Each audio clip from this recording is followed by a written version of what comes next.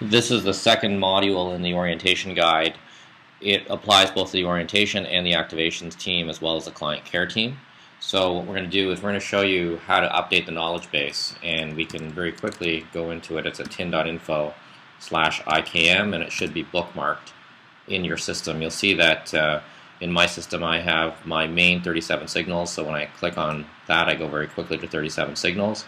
You'll see under my operations file I can go through and I have my support.tin.info here, which you'll see, which is the consumer guide, and you'll also notice that I can go very quickly to my tin.info/IKM, and I will also put that very simply. I can just drag that and put it into my operations file, so it's very easy for me to find, and this is a much deeper knowledge base. And you'll see within the knowledge base we have a series of categories, and you'll see the categories are broken down by portal administrators, the training, the activations, the client care. And now what I'm going to do is I'm just going to show you how to actually use the knowledge base so you can add some information. So the first thing that we did is we really went to set up an entity. I'm going to look here and I'm going to see in our activations if I can find an entity activation, and here I can see there's a web brochure. So I'm going to go take a look at it and see how detailed it is. But it's part of my activations group. So here it'll show, and really all I've got here is my DigiPage access, so I know that I have to create a second article in this area.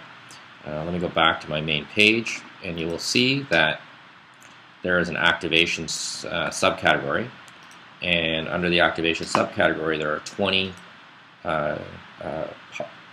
parts to it.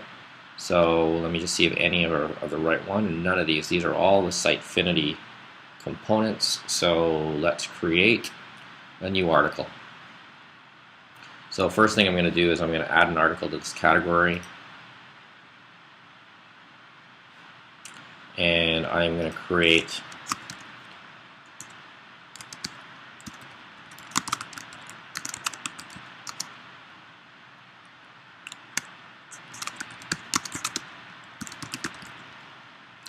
and if I don't have a lot of time, I'm just going to go ahead and do that and make the article visible.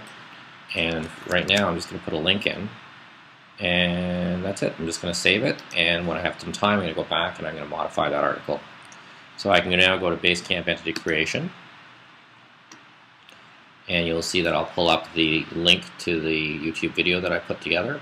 So now I can just go grab the link here, and I can open it in a new tab, and now I can see what that article is until I have a chance to properly detail it. But this is just a quick down and dirty on how to manage and create an entity in Basecamp.